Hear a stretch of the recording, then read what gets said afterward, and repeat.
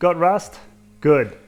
Well, not good, but you're on the right channel. We're gonna today get stuck into this full outer sill replacement piece, drilling out the spot welds and showing you the tips and tricks and techniques on how to do your own rust repair. So stay tuned.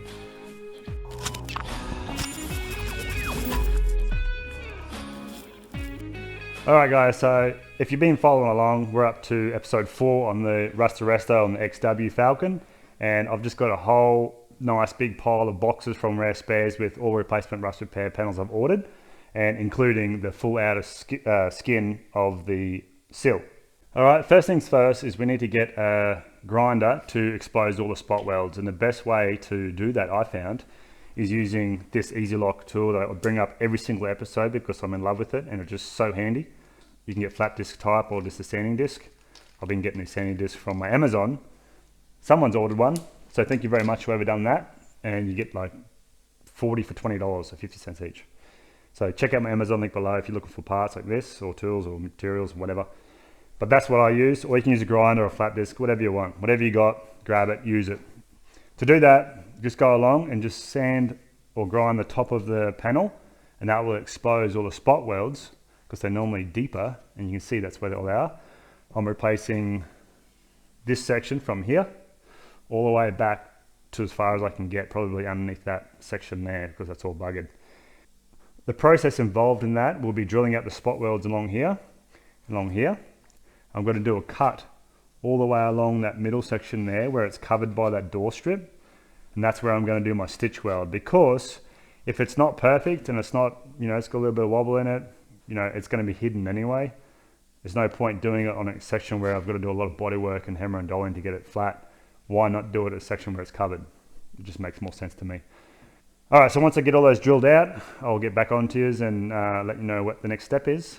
So as you can see, it took about 10-15 minutes, not even that, to get all those dremelled out and then popped with the air chisel. And you see, not even most of it was drilled out. Like, it's just the main body of it, and then the air chisel just pops off to the rest. And see what I was saying about the outer skin generally gets folded up worse than the inner.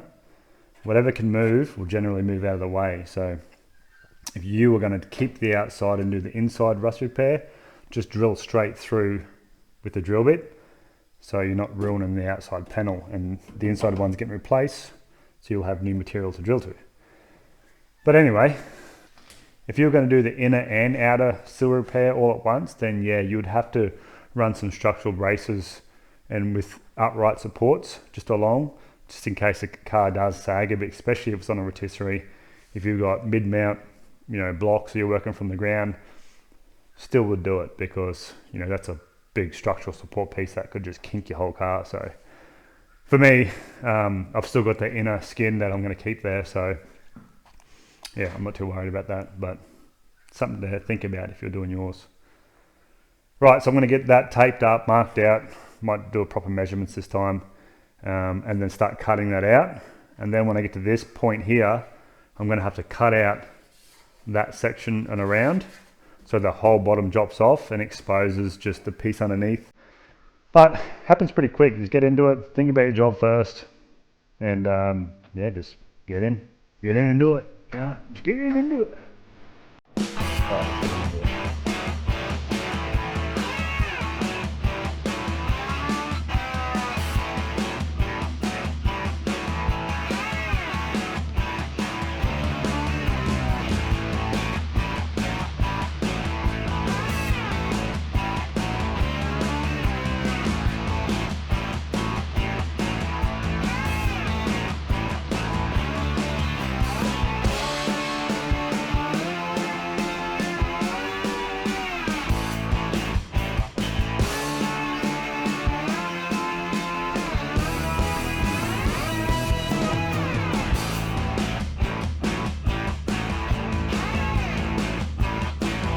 As you saw by the brief hyperlapse, that we've cut that off and pulled off the outer skins, and I'll say it again, now I've got this exposed, I'm going to be treating this by sanding that back, or it's like scaly rust, and putting Furtan on that. Then I'll just hit it with some epoxy black or whatever I got, some rust coat. just to give it a protection, just like I've done here. Now, as you can see, that took what, half an hour to drill that out and cut that off. It's all well and good to take it off, but putting it on's the hard part, am I right? All right, let's get into this. If you're up at this stage, make sure you always treat wet. Whenever you open up a cavity, treat it the best you can. Just layer whatever you can on it, because it's the last time you're going to be in it for a long time. So, I intend to keep this car forever. I'm never going to sell it. So obviously, whether it's mine or a customer's car or your own car, you want to do the best you can. So I want it to last a long time. When I get straight into that, I'm going to tidy this up, start tracing it around, and anything else pops up, I'll give you a hoy and give you some information. Let's get into it.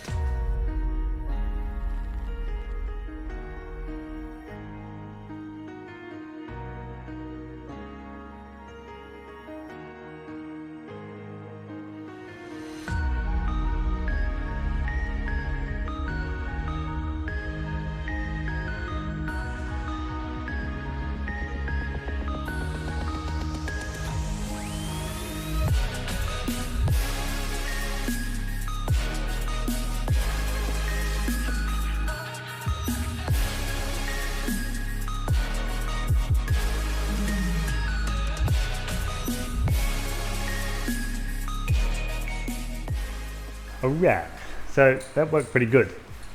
I chopped out that bad section at the back here because I need to repair that before I put the new skin on, because it's got to do all internal welds. So when you're repairing a rust section, try to cut out all the rust you can get to in one go, so that's your new template. For me, I couldn't get up to there because the grinder wouldn't fit, but I can just, when I make that, I'll have an extra tab that goes up that further. I'll cut that out with the saber saw or Dremel or whatever I need to do to get to it, and then I've got to repair the outer later. And a lot of it is just just trying your best just to get a bit of scrap metal and start shaping it, and just trying to make it fit the best you can.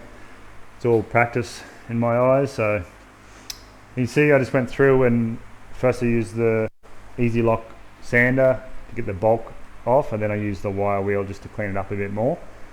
And you can see where I used fur tan last time, I just ground that back and it goes straight back to bare steel. And I'm not paid by fur tan, I'm not sponsored, I don't get it for free, I buy it like everybody else. I just stumbled across that product and I really think it's good. Like, it just turns it scaly rust to bare metal, it just kills it. And you can see that, like, that was the last time you guys saw, that was all covered. I didn't went from here, so that was all just me spraying fur tan up in the channel. But I wanted to show you how well that came back to steel compared to this stuff that I didn't spray it on. It didn't really get coverage. So I'm going to hit all this now with fur tan for the night and let it do its thing. And tomorrow I'm going to seam seal all in here and also all the way in there, and I'll just weld through my spot welds. And having seam seal on both sides, it's going to create a gasket around all the spot welds. As you can see, I've already cleaned it up. But when I spot welded through to that paint, it only had a couple of mil that burnt back. So that was even protected, but with seam seal, it's going to be like a gasket. Yeah, so if you're going to keep a car for a long time or you want to do a really good job, that's what I'll be doing if I was you, is just do everything you can once you're in the cavity. Do what you can to make it rust preventative, rust prevention. Do your best for it.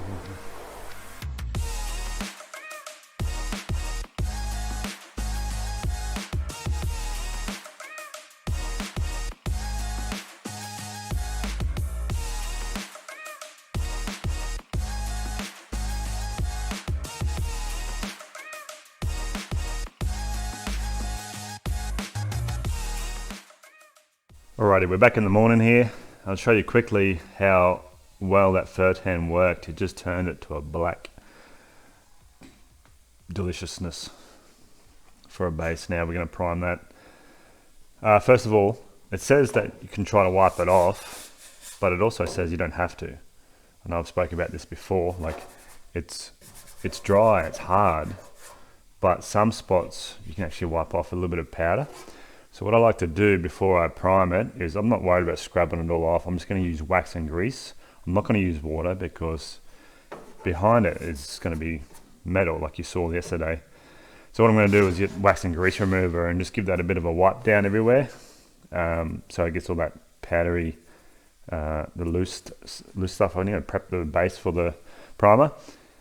Not primer, I'm just going to use Rust Coat Black gloss under here. I'm going to paint everywhere I can, protect it as much as I can, and then I'll be using some seam sealer.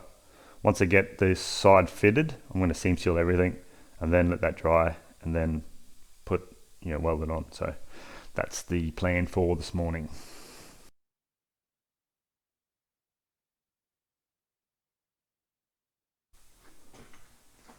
Ooh-wee. Look at that.